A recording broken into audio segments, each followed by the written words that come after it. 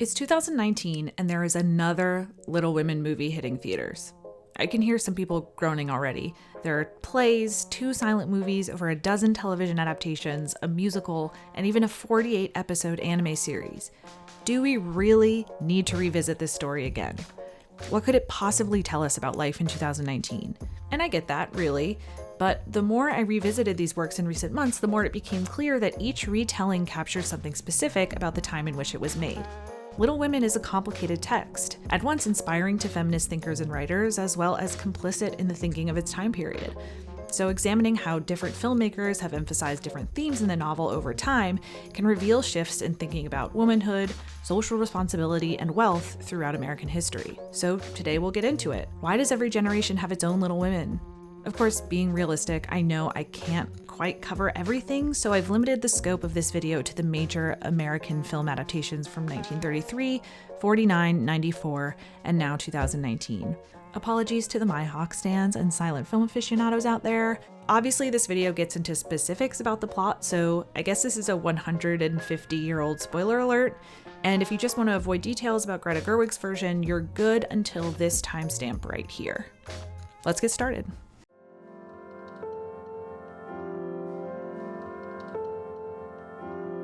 David O. Selznick was head of production at RKO and loved the idea of adapting beloved novels for the screen. He believed that audiences would flock to see faithful versions of their favorite stories come to life. And remember, this is the guy who eventually made Gone with the Wind, so I guess he was right. Little Women, one of the most widely read novels in history, was perfect for his strategy, and as it turned out, the stars were already aligning. Because if you're looking for a queer-coded New Englander who detests the idea of marriage and barrels through life on her own terms, you're looking for Katharine Hepburn. Katharine Hepburn, then one of RKO's newest and most valuable contract players, wears the role of Jo like a glove. At the beginning of the film, she plays her like a tomboy, constantly running and jumping and throwing and climbing over everything. She did this in a lot of films. Many directors like to utilize her natural athleticism as part of her characters. But although she's carefree and rambunctious, Jo understands the explicit tension between freedom and womanhood. In the late 1860s, maturing into a woman meant accepting limitations on both your professional ambitions and your behavior. So early in the film, we see her frequently deny her gender in an effort to avoid its inevitable path. Well, you needn't whistle like a boy. That's why I do it. Her character arc traces her acknowledgement and reckoning with womanhood. In this scene, Jo panics when Meg reveals that she may marry in the near future. Why can't we stay as we are? Do you have to go and fall in love and spoil all our peace and fun and happy times together? Katharine's delivery here is devastating. She knew all along that her wings were destined to be clipped, but she reached a point where she can't hide the fear anymore. The film does sympathize with her, perhaps more so than other versions, given that the professional and behavioral expectations for women in 1933 weren't that great either. But it also doesn't empower her with extra "you don't need no man" leaps that later versions do. We'll get there. Audiences fell in love with Katharine Hepburn as Jo. Most reviews highlighted her performance specifically on its own merits, but also probably because it seemed like no one gave much thought to casting the other roles. Joan Bennett, for example, looks a tad too mature to play Amy. In fact, she was pregnant for most of the production. And Douglas Montgomery plays Laurie like a submissive sidekick with a perma smile. Still, the film was one of the biggest of the year, a massive success critically and financially. Motion Picture Daily wrote that it was made with realism and authenticity in complete harmony with the spirit of the Alcott novel. And there was also something frankly relatable about the marches. This version of Little Women came out during the Great Depression, the same year unemployment peaked at 25%. So when audiences saw, as Farron Namie Smith writes, Jo's frank admiration of Laurie's wealth and the March sisters' scrimping and saving, they felt like they could empathize. It made sense that each family member needed to work, that they marvel in gratitude at their big Christmas feast. Of course, the marches weren't impoverished to the degree that many Americans were during the Depression, so in a way it was both relatable and escapist. As Janice Albertine and Beverly Lyon Clark write in their book Little Women and the Feminist Imagination, poverty, all too grim in the breadlines and Hoovervilles in the March home, had the comfortable glow of nostalgia, which gave a heartening strength to the film's vision of courage in the face of want. When Photoplay listed Little Women as its best film of the year, the article stated, "Little Women came out when this country was prostrated by a shortage of work and money, even more so than now and with nowhere to turn for relief. Little Women provided that relief. It soothed people and entertained them. This emotional release eased every man's and every woman's burdens. It was good medicine, needed and timely. Still, the film's wild popularity also ignited a larger debate about explicit content in film. It was released in the pre-Code era, a roughly 4-year period when relatively few restrictions dictated what films could or could not depict. And without strict censors, filmmakers were free to include more scandalous themes like affairs, drugs, murder, queer innuendo, you name it. Consider that Mae West, master of the sexual pun, had 2 of the biggest hits of 1933. Well, when I'm good, I'm very good. But when I'm bad, I'm better. Little Women was considered a counterpoint to these films, and because it performed so well at the box office, producers wondered if a broader turn toward clean programming would be lucrative. Producer B.P. Schulberg wrote, "The great success of Little Women has made everyone in production circles clean-minded. Many of us are concluding that Little Women proves that the American public now wants only clean, sweet pictures." Fans also acknowledged that the film proved that they hadn't lost their taste for a clean, dignified picture. Ultimately, a combination of studio heads, the government, and religious groups successfully pushed the wholesomeness agenda through, setting the stage for decades of strict censorship.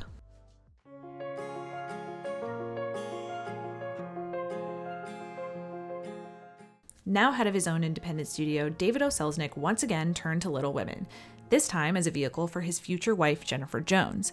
Sources vary as to why that version never panned out, but ultimately, he passed the idea off to MGM, which was looking to capitalize on the demand for family-centric films like Meet Me in St. Louis. Husband and wife writing duo Sarah Mason and Victor Heerman, who had won an Academy Award for adapting the 1933 version, once again collaborated for this one. They didn't make too many changes plot-wise, but simply by virtue of being an MGM film, this Little Women had its fair share of differences. By 1949, MGM had already perfected the big, glossy, Technicolor productions for which it's now famous. It also had developed a business strategy around maintaining a roster of high-caliber stars. So 2 things would definitely be true of this production. It would look like a Technicolor dreamscape where no hair is out of place, and it would be jam-packed with big names, which is how you get a blonde-wigged Elizabeth Taylor as Amy. Her casting rearranged the age of the sisters. Margaret O'Brien plays a much younger Beth, which renders her death far more tragic. June Allison plays a much more brash, boisterous Jo. She bursts with a similar tomboyish self-assuredness, but lacks Katharine Hepburn's sensitivity, which can occasionally read like emotional unintelligence. Now you see, Meg, I'm a writer. And I write about girls who are in love, so I know. You have none of the symptoms. You eat all right, you sleep like a log, you're not twittery or cross, and you don't mope in corners. Therefore, you're not in love. For the most part, the characterization is the same, or at least an attempt at the same, but the memory of Katharine Hepburn's beloved performance became an obstacle. Critics couldn't help but compare the two. Bosley Crowther of the New York Times bluntly wrote that June couldn't hold a bayberry candle to Katharine's Jo, while John McCartan of the New Yorker added that she wasn't quite as persuasive. Jo's love interest, Professor Bhaer, sure got an upgrade. The 1933 version sticks close to the novel, so Professor Bhaer is an older German man who is sweet and supportive, but a somewhat curious match for Jo. Not like Rossano Brazzi, a tall, dark, handsome Italian actor who I imagine that Hot Professor was meant to address the common criticism that Jo's marriage makes no sense. And to be fair, it was never really supposed to. See, Little Women was released in 2 parts, and after reading the first part, fans had fallen in love with the idea of Jo and Laurie together. The problem was, author Louisa May Alcott never wanted Jo to marry anyone. That, of course, was unacceptable in the 1860s, so eventually she bowed to pressure and agreed that Jo should marry.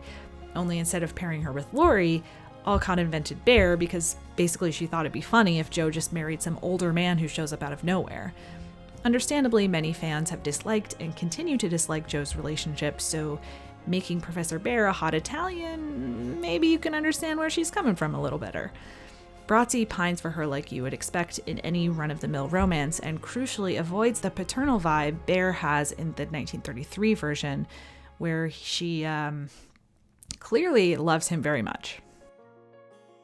Peter Lawford's Laurie was also an improvement on his 1933 counterpart. He's more rebellious and reserved, but more skeptical of Jo's writing. Like in 1933, he represents an economic class Jo cannot access. Christopher Columbus!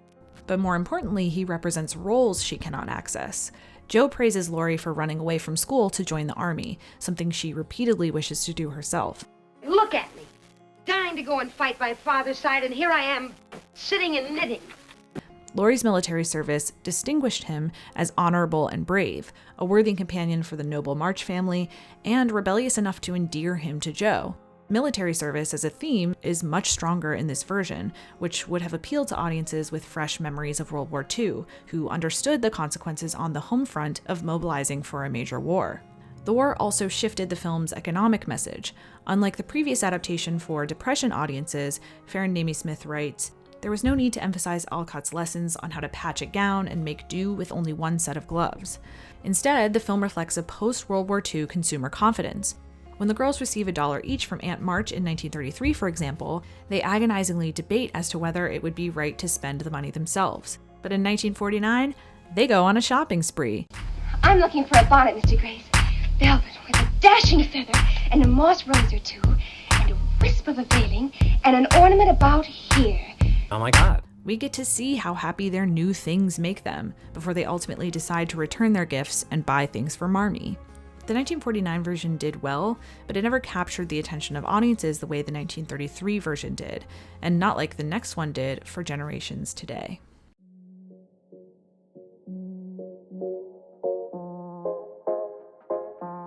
It's ironic that in the 1990s, the era of girl power, that Little Women was considered a risky, difficult film to make.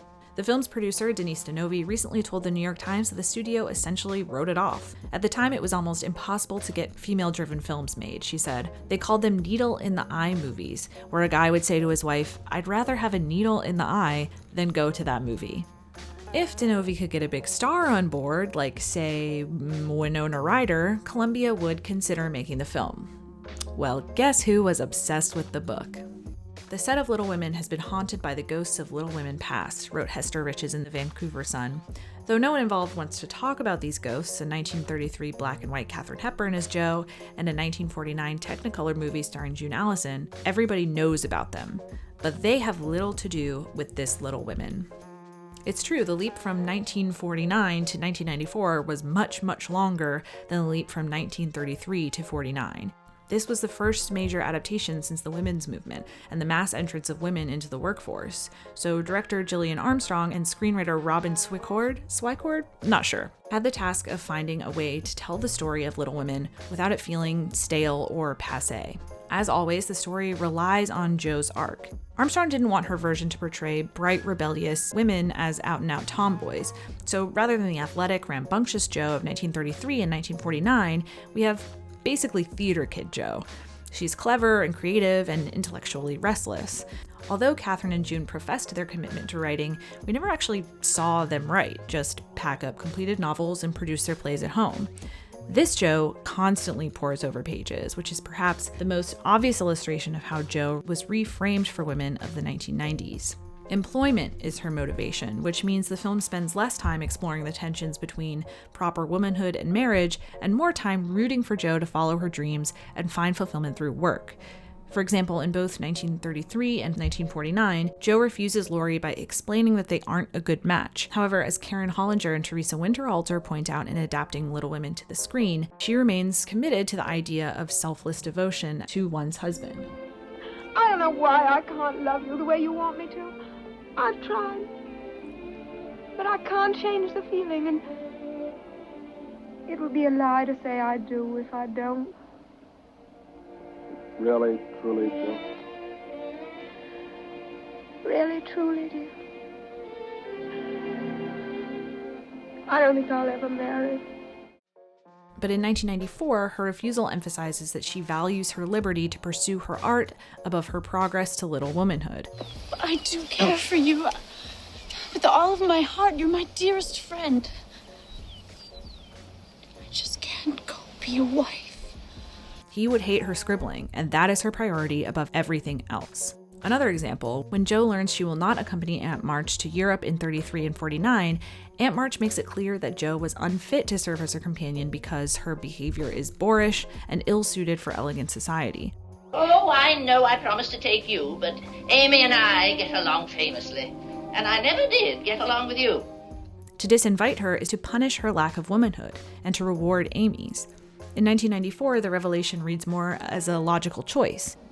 I am her companion now. She wishes me to study painting abroad. Of course she's going. Jo's brain constantly spins, looking for opportunities for professional growth, and in doing so, she displays what Clark refers to as modern female virtues, the properties of a contemporary woman who can take charge of all aspects of moral and practical life without depending on male support or advice. Yet it's Marmee who embodies this ethic most clearly in 94. Susan Sarandon's Marmee is not the gentle, tender character from the novel, but an attractive, feisty woman and heroic mom. She's woke, and at every opportunity delivers a somewhat uncontroversial platitude that establishes her renegade spirit, but does little more than signal that the marches were on the right side of things. It is my opinion that young girls are no different than boys in their need for exertion. Feminine weakness and fainting spells are the direct result of our confining young girls to the house, bent over their needlework in restrictive corsets. By giving Marmee more to do, Armstrong and Swycord shift power within the story. For example, Marmee's homeopathic efforts bring Beth back from the brink of death, not the doctors. Even subtle changes in language shift the dynamic. In 33 and 49, Marmee reads their father's letter in which he outlines his hopes for his daughters, his little women. In 1994, Marmee calls the girls her little women. She defines womanhood for them outside of a patriarchal context. Professor Bär is back to being an older German man, though he and Jo are given much more space to develop their relationship and to make it more believable. They even kiss. We see him and Jo as an intellectual match. He understands her references while she enjoys exposure to new art and music. Laurie, once again, is more fun and age-appropriate, but the film does a better job of sketching out why Jo and Laurie should not marry each other. Like in the 1949 version, Laurie represents a role Jo can't have. He's a musician, an artist who can travel to Europe whenever he wants. But he's not ambitious. He thinks of their theater club as a convenient, wonderful escape, while Jo thinks of it as a stepping stone and training ground. In contrast, Professor Bär challenges Jo to improve her writing. He woos her romantically and supports her professionally. A best of both worlds ending for a modern woman. By updating Little Women for the 1990s, this film sacrificed some of the actual themes of the novel, rendering, as Hollinger and Winterhalter note, not so much Alcott's novel as a contemporary myth of that novel. Which is fair. Interpretations of Little Women have changed over time. What was originally read as a 19th century how-to guide to betterment through marriage can now be read as an underdog trailblazing her own path to professional fulfillment. As Swycord told the LA Times, Alcott put these things between the lines of the book because if they'd been openly addressed, she probably wouldn't have been able to get it published. She added, "I tried to write the film as I imagined she would have written it today, freed from the cultural restraints of the times she lived in." For her, it was about doing the research. It was about using Louisa May Alcott's real life to more thoroughly build upon the world she created for the novel. So, speaking of revisionism,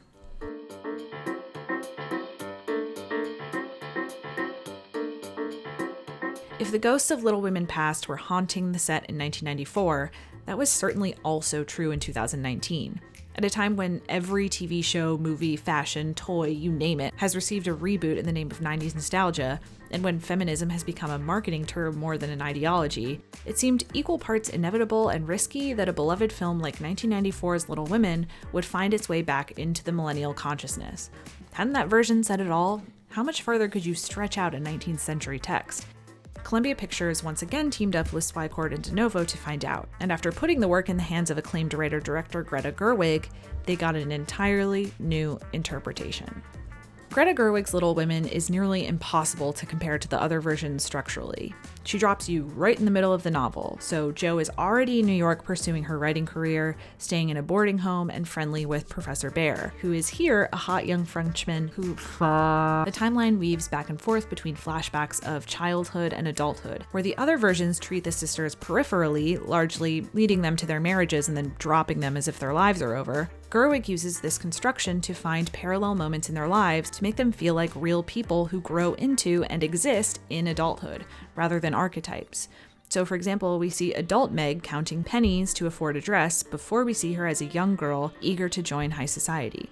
Amy receives far more attention in this film than in others, and thank God because Florence Pugh is amazing. Her relationship with Laurie is forecast early and often, making their eventual marriage much more believable, especially in comparison to the 1994 version, which plays out a little creepy in my opinion. As in the 1933 version, Gerwig's script casts marriage as a foreboding presence throughout the film. It's similarly treated as a necessity, but frankly acknowledges its practical purpose as an economic agreement. Amy gives a monologue about how, as a woman, she is unable to earn her own income and therefore must rely on her husband to sustain her. Robbed of her own agency because of her gender, why shouldn't she marry for money? Gerwig isn't just trying to justify Amy's decision or to enlighten the audience about the oppression of women in the 19th century. Rather, by giving Amy's logic context, she points out that individual choices are a consequence of systemic cause and effect. She must act in the world she was given until a broader, some would say structural, change can offer her freedom. The film is an homage to the practice of writing and a personal love letter from Greta Gerwig to Louisa May Alcott. Greta fills the script with biographical details that collapse the space between Louisa and Jo. For example, Jo is shown as ambidextrous, as Louisa was, and in the end, Jo negotiates the exact same deal for her book that Louisa negotiated for rights and percentage of profits for Little Women. In the 1860s, Louisa May Alcott's publishers gave her such a good deal because they didn't believe a women's book would sell that well, so why not? Just give it to her. Well, it did, and Louisa took care of her entire family for the rest of their lives with those profits. Conveniently, or I guess not so conveniently, that biographical detail continues to resonate today.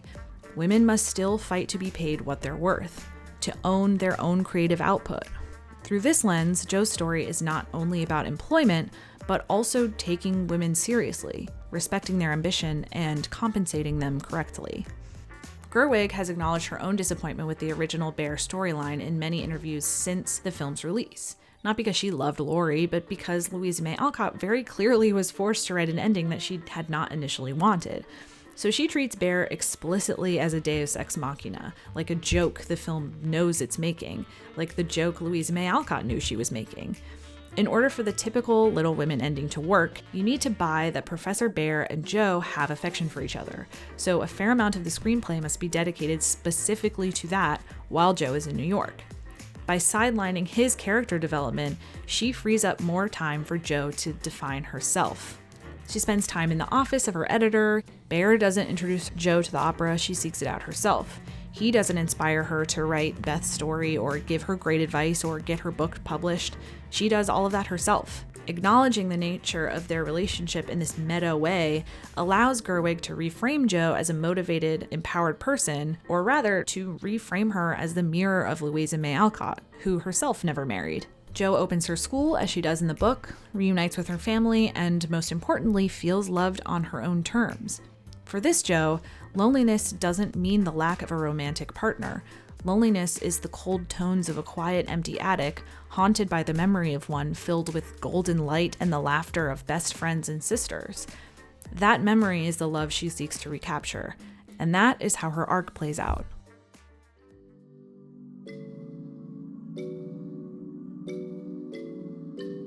For Little Women diehard purists out there, I can imagine how Gerwig's meta ending could be frustrating. Personally, and especially after watching the other ones like 800 times in a row, I found it delightful and refreshing. Each generation mines this one work and manages to find something new. Yet the farther removed we are from the ethics of that time period, the more creative filmmakers need to get. The more conjectures, more creative liberties, etc. to make this story feel relevant. And to be honest, the text probably does have mileage. There's only so far you can go with fidelity to the source material. And it's not like Louisa May Alcott would have had any sense of what intersectional feminism is, for example, and what could be more urgent and modern than that. I tried to keep this video a reasonable length, so I know I left a lot out, and I'm sure a lot of you have opinions about Jo and Laurie and the new movie and Professor Bear and more, so leave a comment. What do you think? Who is your favorite Jo? What's the best adaptation I left out? And if you haven't seen Gerwig's version yet, I hope you take a trip to your local theater this holiday season to see how she gave this story new life.